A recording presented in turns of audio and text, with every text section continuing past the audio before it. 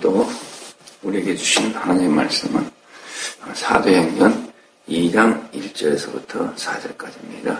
사도행전 2장 1절에서 4절까지 제가 읽어드리겠습니다.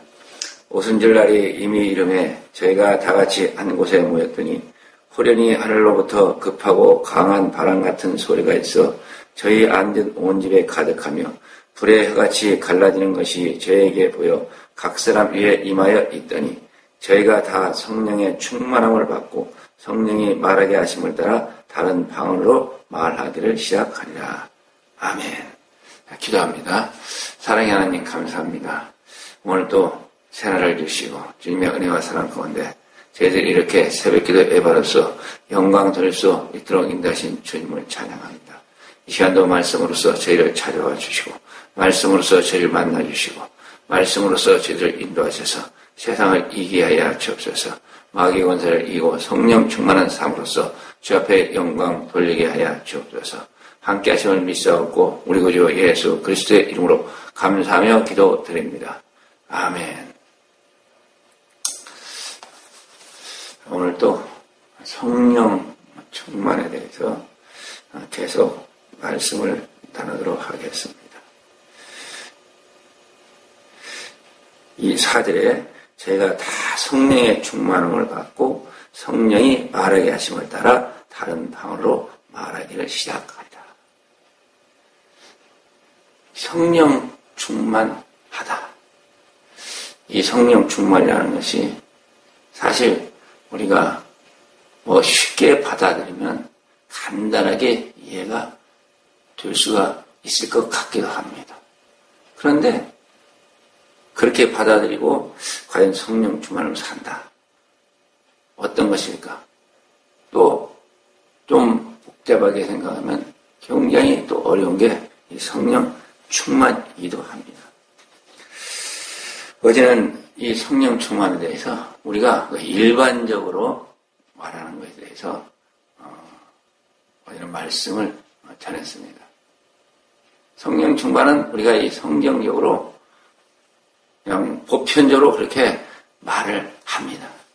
물론 이것 말고도 이제 여러 가지 각도에서 말을 할 수가 있겠지만은 그냥 우리가 알기 쉽게 보편적으로 어제는 그렇게 설명을 드렸습니다. 그렇게 이 성령 충만에 대해서 이 얘기를 하고 나서 오늘 또 성령 충만에 대한 그 설교가 저에게 임했습니다. 그런데 사실 과연 이 성령 충만을 어떻게 설명을 해야 참 영적인 것일까? 올바른 것일까? 제대로 이해할 수 있는 것일까? 하는 그 고민이 저 가운데 있어서 좀 이 성령 충만을 어떻게 다시 한번 설명해야 될까 하고서 고심하며 어제 기도를 했습니다. 기도하는데 참 이 성령 충만에서 이 새로운 각도에서 또 이걸 갖다가 좀 달리 표현하면 이 영적인 영성의 깊은 의미에서 새롭게 저에게 조명을 해 주셨습니다. 우리가 성경을 보고 읽고 깨닫고 연구하고 안다. 이것은 사실 우리가 성경을 어느 정도 아는 겁니까? 이 성경을 하나님께서 우리에게 주셨지만은 이 성경을 우리 인간은 다 이해하고 다 받아들일 수가 없습니다. 그저 빙산의 일각이라고 그러죠. 빙산의 일각인 정도만 우리가 그 성경에 대해서 깨달아 알 수가 있다고 그렇게 생각되어집니다. 빙산이라고 하니까 이 산이 생각나는데 우리가 이 산이라는 것도 그렇잖아요. 우리가 쉽게 얘기해서 한라산이 있다. 한라산이 있으면 사람이 그 한라산에 대해서 다 알 수가 있습니까? 우리가 한라산에 대해서 안다는 것은 참 그것을 많이 드나든 사람들은 자기가 다닌 곳에 대해서 이거 있고 저거 있고 보고 듣고 느끼고 깨달은 그런 거에 대해서 설명을 하고 말을 할 수가 있습니다. 그런데 한라산에 그 모든 것을 그 한라산을 많이 다녔다고 하는 사람들도 다 알 수가 없습니다. 한라산을 아무리 많이 다닌 사람들 감추어져 있는 곳이 많이 있습니다. 알지 못하는 것이 많이 있습니다. 깨닫지 못할 수많은 것들도 거기에 있습니다. 아니 한라산 바위 밑에 뭐가 있는지 알아요? 거기에 압니까? 천년 묵은 산삼이 있을런지 아니면 그 바위 밑에 구멍이 하나 있는데 그 구멍을 발견 못했는데 그 구멍을 발견하다 보니까 막 수천 년의 역사 속에 감춰져 있던 동굴을 발견할 수 있잖아요. 그 안에 신기한 것들이 얼마든지 있을 수가 있습니다. 한라산 땅을 우리가 파보지 못해서 그렇지 그 한라산 그 땅 안에는 또 어떠한 놀라운 것들이 있는지 우리는 전혀 알 수가 없습니다. 한라산을 다 파헤쳐 보고 다 분석하고 분해하기 전까지는 그 한라산에 대한 거에 대해서는 그냥 부분적으로만 알 수가 있을 뿐입니다. 우리가 이 신앙생활에서도 마찬가지라고 볼 수가 있죠. 우리가 성경을 가지고 신앙생활을 하고 그 말씀을 늘 읽으면서 그 말씀을 계속 들으면서 우리가 하나님께 가까이 간다고 하지만은 그것은 역시 빙산의 일각이라는 겁니다. 그래서 우리가 이 성경을 좀 더 깊이 있게 알기 위해서 뭐가 필요합니까? 영성이 필요합니다. 영성이라는 게 뭔가요? 영성은 영의 시각으로서, 즉 성령님의 시각으로서 성령님이 깨우쳐주시고 성령님께서 보여주시고 성령님께서 알게 해주시는 그런 성령의 능력으로서 우리가 성경을 깨달아 가야 된다는 겁니다. 그래서 우리는 이 성경을 볼 때 우리의 눈으로만 보면 안 됩니다. 우리의 머리로 이해하려고만 하면 안 됩니다. 우리 마음만 가지고 그것을 옳다 그러다 판단해서는 안 됩니다. 어떻게 합니까?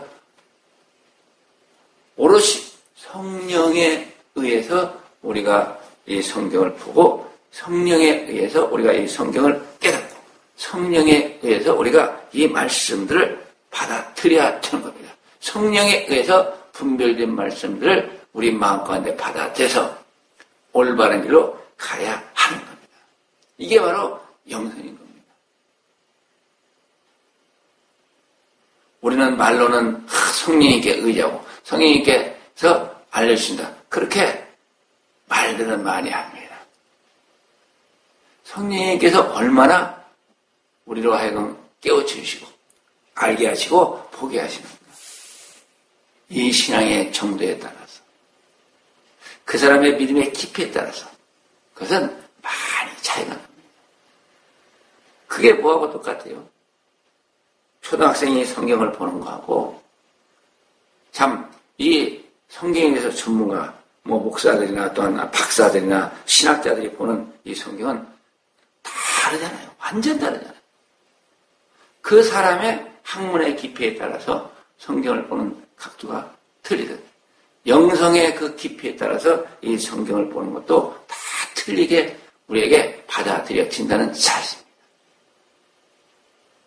저는 사실 어제 기도 가운데 참 어떻게 보면 참 깜짝 놀랐다고 해야 되는지 기이했다고 해야 되는지 참 이 성령 충만에 대해서 또 성령 충만과 또 방언에 대해서 아주 기이한 것을 깨닫게 되었습니다. 우리가 이 성령 충만을 역사를 어디까지 올라가야 되느냐? 아주 처음으로 올라가야 됩니다.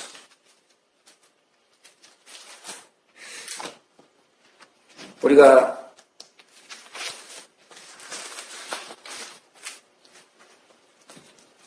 이 신앙생활을 하면서 우리는 너무 신앙에 대해서 그 신앙의 깊이에 대해서 그 영성에 대해서 좀 단편적인 생각을 가질 때가 많이 있습니다. 물론 그렇게 한다고 하더라도 뭐 구원의 관계가 있다거나 그런다고 해가지고 우리가 뭐 하나님 앞에서 올바로 못 산다거나 하는 건 아닙니다. 그렇지만 우리가 인생을 살아가면서 많은 것을 터득하고 많은 것을 깨닫고 또 많은 것을 누릴 수 있다면 그 인생이 뭐라 그래요? 제대로 잘 살았다고 그렇게 말을 하잖아요. 우리가 이 영적인 것도 마찬가지죠. 우리가 이 하나님에 대해서, 성경에 대해서, 신앙의 깊은 거에 대해서 우리가 많이 깨닫고 알다 보면 참된 그 하늘나라에 온전한 그 모습을 바라보면서 우리에게 참된 꿈과 희망을 가지고 이 땅을 살아가게 됩니다.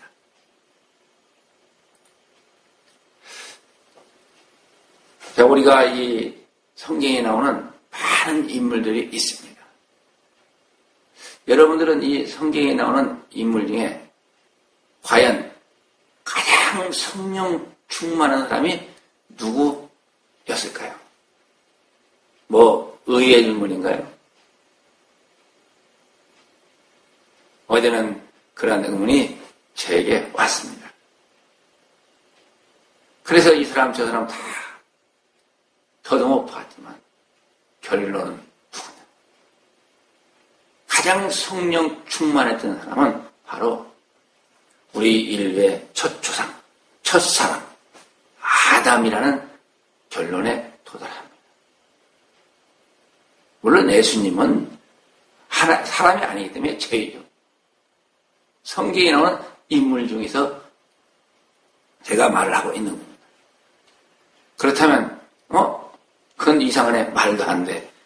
이런 질문이 저에게 던져질 수가 있습니다. 어떻게 아담이 가장 성령 충만한 사람이었을까? 우리가 이 하나님의 창조를 다시 한번 이 더듬어 볼 필요가 있습니다. 제가 중국에서 나와가지고 사실 저는 목회에 별로 관심이 없었습니다. 그냥 이 선교에만 관심이 있었어요. 왜요? 선교사로 부르셨기 때문에. 그래서 사실 저는 목회보다는 선교를 위해서 준비하고 그렇게 기도하면서 사실 얼마 전까지만 해도 그렇게 해왔습니다. 이제는 하나님께서 다른 마음을 주셔서 이렇게 교회를 세우게 하셨지만은 어쨌든 저는 이 선교 쪽에 이 목회보다는 관심이 있었습니다. 그래서 중국에서 나와가지고 제가 한 1년에서 1년 반 정도 기도를 하면서 기도 가운데 하나님께서 말씀을 좀 깊이 있게 깨우쳐 주셔가지고 그때 그 1년 한 1년 반 정도 그 기간에 제가 사명을 받은 자라는 이 교재를 만든 적이 있습니다. 그 교재를 만들면서 저는 기도하면서 성령께서 주시는 말씀을 사실 정리를 한 겁니다. 그런데 거기에 이 창조의 비밀이 있는데 이 창조의 비밀을 그때도 이 교재로 만들어 놨는데 거기에 깨우다지 못한 좀 제가 알지 못하는 부분들이 있었습니다. 그 부분을 어제 좀 이렇게 좀 깊이 있게 조명해 주셨습니다. 그 부분의 하나가 바로 이겁니다. 첫사람 아담이 가장 성령 충만한 사람이었다. 왜 성령 충만한 사람이었는가? 첫사람 아담은 온전한 사람으로 창조가 되었습니다. 흠이 없었습니다. 우리가 이 에덴 동산에 대해서 사실 알 길이 없잖아요. 잘 모르잖아요. 그냥 성경에 간단히 기록된 것만 가지고 에덴 동산이라는 게 있었구나 하는 것을 알게 됩니다. 그렇지만 그 짧은 기록 속에서도 우리가 뭘 발견할 수 있냐? 이 에덴 동산이야말로 우리가 앞으로 저 하늘나라에 가서 살아야 될 하나의 모형이 아닌가, 모형이다. 이렇게 받아들이게 되죠. 뭐가 같습니까? 뭐 아파트를 분양할 때, 아파트를 분양하기 전에 모델 하우스를 만듭니다. 모델 하우스를 만들어가지고 그 고객으로 하여금 앞으로 이렇게 지어질 아파트가 당신들이 살 공간이 이렇습니다 하고서 보여주는 거죠. 그게 모델 하우스잖아요. 이 에덴 동산이 우리가 이 땅에 살다 죽어서 주님의 품에 안겨서 앞으로 살아가야 할 그 모델 하우스가 바로 저는 이 에덴 동산이라고 그렇게 받아들입니다.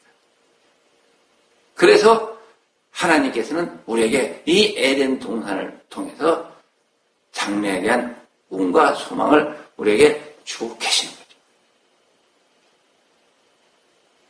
이 에덴 동산의 이 아담은 결국 뭐가 되는 겁니까? 우리가 하늘나라에 가서 우리의 모델이 되는 겁니다. 이 아담은 하나님으로부터 이 지음을 받고, 참 거기에 보면은 하나님의 형상을 따라 모양대로 사람을 만들고 이렇게 성경 기록합니다. 저는 이 말씀을 보면서 그렇게 받아들여요. 야, 이게 하나님의 자신의 모형을 만든 거구나. 단순히 사람이라는 하나의 인간이라는 개체를 만든 게 아니고 하나님의 자신을 여기다가 리모델링 했구나. 그렇게 받아들여요. 그렇잖아요.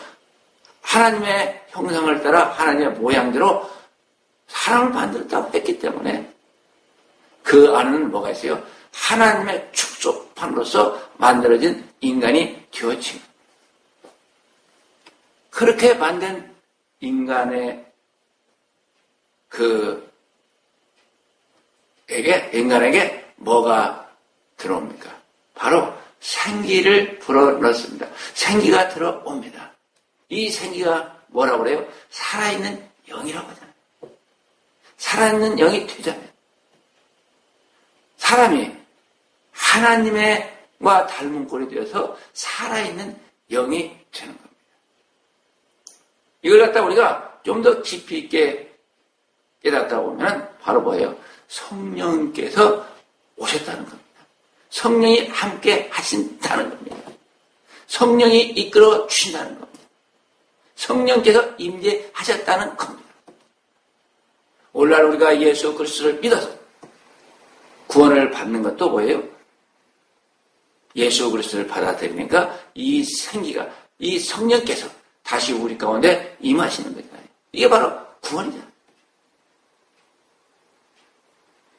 첫사람 아담이 하나님으로부터 그렇게 살아있는 영으로서 에덴 동산에서 사는 거와 우리가 예수를 믿어서 성령을 받고 저 하늘나라에 사는 거와 사실 같은 맥락입니다.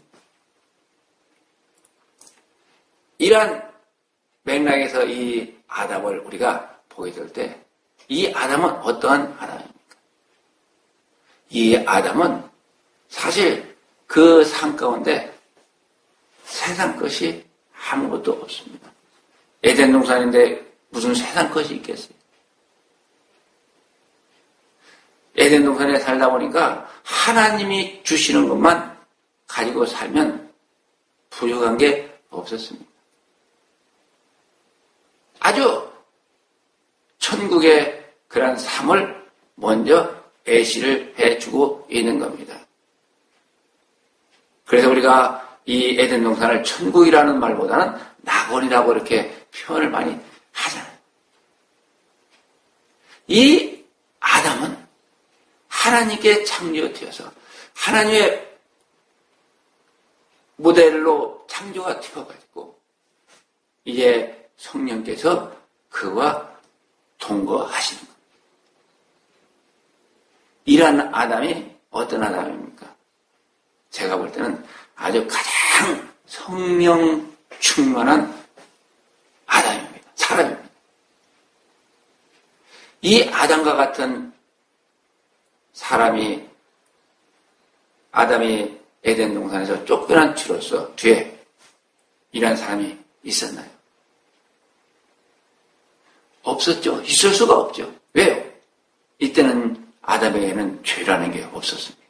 죄가 들어오기 전이었습니다. 저는 성경에 있는 인물 중에 가장 하나님 앞에 뭐라고 그럴까요? 완전한 인간이라고 해야 되나요? 그런 사람을 꼽으려면 성경의 기록을 통해서 노아라고 합니다.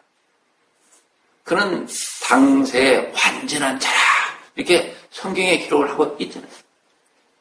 뭐 아브라함도 있고 또 뭐 모세도 있고 뭐 다윗왕도 있지만은 노아만큼 제가 볼 때는 하느님 앞에서 완전한 자는 없었던 것 같아요. 그런데 이 노아는 또 에덴 동산에서 쫓겨나기 전에 이 아담보다 완전할 수가 없죠. 이미 노아에게는 죄가 들어와 있는 상태이기 때문에 그렇습니다. 노아에게는 성령님께서 떠나 있는 상태이기 때문에 완전할 수가 없었습니다. 인간에 있어서 가장 완전했던 사람은 바로 에덴 동산에서 쫓겨나기 전에 아담이었다고 우리는 그렇게 받아들일 수가 있습니다. 그래서 이 아담은 그 당시 제가 볼 때는 가장 성령 충만, 다른 게 있을 수가 없으니까요. 세상 게 있을 수가 없잖아요. 죄가 없으니까 가장 성령 충만한 우리의 조상으로 저는 살았다고 그렇게 깨닫게 되었습니다. 그런데 이 성령 충만한, 가장 성령 충만한 이 아담의 그 삶 가운데 그가 왜 그러한 삶을 살아갈 수 있었는가? 이 아담은 저는 이 창조의 비밀을 통해서 깨닫게 되는데 참 아담의 머리는, 아담의 지혜는, 아담의 지식은 저는 굉장히 대단했을 거다. 그렇게 받아들입니다. 왜 그래요? 이 아담은 사실 거의 하나님과 같은 존재였습니다.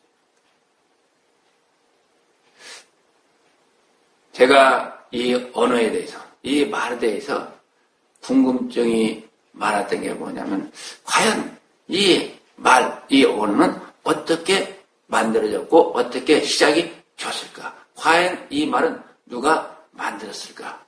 하는 게 지금까지 신앙생활을 해오면서 궁금증 중에 하나였습니다. 그런데 그것도 어제 제가 깨닫게 되었습니다. 이 언어의 창작자는 누구인가? 창작이죠. 창조는 하나님만이 하실 수 있는 것이고 우리 인간은 창작을 할 수 있는 거예요. 이 창작자는 누군가? 바로 이 아담이었다는 것을 깨닫게 되었습니다. 왜 이 아담이 언어의 창작자인가? 그것은 성경의 간단한 기록이죠. 하나님께서 이 아담에게 모든 동물들을 다 이끌어 오십니다. 이 동물들을 다 이끌어 오셨을 때 이 아담은 어떻게 합니까? 그 동물들의 이름을 다 지어줍니다. 어디 동물들이 몇 마리 있겠어요? 몇십 마리 있겠어요? 몇백 마리 있겠어요? 수천, 수만, 수십만, 얼마인지 알지 못합니다. 그 많은 짐승, 동물들의 그 이름을 이 아담이 다 지어줍니다. 이름을 줬다는 건 뭐예요? 그게 주인이라는 뜻이거든요. 이 아담은 이미 뭘 알고 있었어요? 언어를 가지고 있었습니다. 말을 가지고 있었습니다. 그 아담이 물론 스스로 했는지 어떻게 하나님께서 깨우쳐 주시는지 그 기록은 없으니까 그건 저도 모르겠습니다만 어쨌든 이 아담은 이미 언어를 가지고 있었다는 것을 여기에서 알 수가 있습니다. 언어가 있었기 때문에 그 에덴 동산에서의 그의 삶은 아마 동물과도 소통할 수 있는 그런 삶이었는지 우리는 안 살아봤으니까 모르죠. 그렇지만 이 언어를 가지고 하하하 대화도 하고 또 태어나는 자식에게도 그 말을 알려줘서 이렇게 살아가게 되는 거예요. 그 언어가 무슨 언어입니까? 저는 이 언어가 그냥 우리가 지금 알고 있는 이런 언어와 전혀 다르다고 생각합니다. 저는 그래서 이 언어를 물론 어떤 성경학자들도 아마 이 바벨탑 이전의 사건의 그 언어를 신어라고 말하는 사람도 아마 있는 걸로 제가 알고 있어요. 저 역시도 이 언어가 바로 이 아담이 에덴 동산에서 창작한 이 언어가 신어. 저는 어떻게 보면 이걸 정확한 표현은 영어. 영이라는 게 뭐 미국의 영어가 아니고 우리가 하나님의 영 할 때 그 영을 써가지고 영어. 이걸 갖다 우리가 좀 쉽게 또 우리가 받아들이기 편하게 얘기하면 신어. 하나님의 신이니까요. 하나님의 영, 하나님의 신이잖아요. 그래서 이걸 갖다가 신어다. 이렇게 또 우리가 이해하고 받아들일 수가 있을 겁니다. 그러니까 아담은 하나님께 창조함을 입고서 에덴 동산에 살면서 바로 이 신어로서 소통하게 되는 거죠. 이 신어가 바로 뭐냐? 오늘날 저는 오순절 다락방에 성령께서 임하시면서 성령의 말하게 하심을 따라 방언을 말하기 시작하리라. 누가 주신 거예요? 성령님께서 주신 거예요. 성령님께서 말하게 하신 거예요. 우리 사람이 한 게 아닙니다. 성령님께서 주신 겁니다. 강권적으로 주신 거예요. 뭘요? 영어를, 신호. 이것을 우리 사람에게 성령 오순절 강림에 다시 주신 겁니다. 왜 이게 성립이 되느냐? 아담이 에덴 동산에서 선악과를 따먹고 하나님의 말씀을 거역하고 그가 죄를 받았듯 죄와 성령은 공존할 수가 없습니다. 그 성령님은 생기로 오셔서 생명으로서 아담과 동거하던 오늘날 우리 안에서 우리가 함께 거하시던 그 성령께서는 이제 그 아담을 떠나가겠죠. 떠나가게 되니까 이 아담은 에덴 동산에 살 수가 없는 거죠. 살아서는 안 되는 겁니다. 그래서 이제 그가 죄가 들어오기 때문에 에덴 동산은 죄 있는 사람이 살 수 있는 것이 아닙니다. 그래서 그는 에덴 동산에서 쫓겨나게 됩니다. 성령이 없는 그러한 삶을 살아가면서 그가 이제 그 신호로서 그 신호인 그 언어로서 이제 그 자손들을 많이 낳게 되고 그들이 바벨탑 사건까지 이르게 되는 그 한 가지 언어를 가지고 그들이 살아가다 보니까 하나님께서는 이제 거기에서 이것마저 하나님께서 주신 하나님께서 아담을 통해서 창작해 하신 이 언어마저 거기서 흐트러 버립니다. 이 흩어 버린 그 언어가 그때부터 다시 이 땅에 만들어지게 되는데 그게 각국의 언어가 되는 거죠. 각국의 방언이 되는 거죠. 이것은 누가 만든 거예요? 각자 사람들이 만들어낸 언어입니다. 어떤 사람은 히브리어가 신어다 이렇게 하는데 저는 그렇게 안 봅니다. 신어는 틀립니다. 다릅니다. 그 흩어버렸던 그 언어 다시 인간으로 하여금 다시 모든 나라와 백성과 그 방언으로 하여금 새로운 이 언어를 만들게 하시고 그걸로 소통케 하시고 그걸로 인간의 삶을 살아갈 수 있게끔 하시고 이제는 다시금 이 오순절 다락방에 성령께서 오시면서 어떻게 하는 거예요? 다시금 신호를 우리에게 부여하십니다. 에덴 동산 아담이 창작해서 바벨탑까지 그들이 사용했던 그 언어가 다시금 우리에게 주어지게 되는 겁니다. 그 신호를 알 수 있는 사람은 없습니다. 있을 수가 없습니다. 왜요? 그 언어를 다 팔아버렸기 때문에 그럽니다. 그래서 이 성경 말씀에 보게 되면 성령의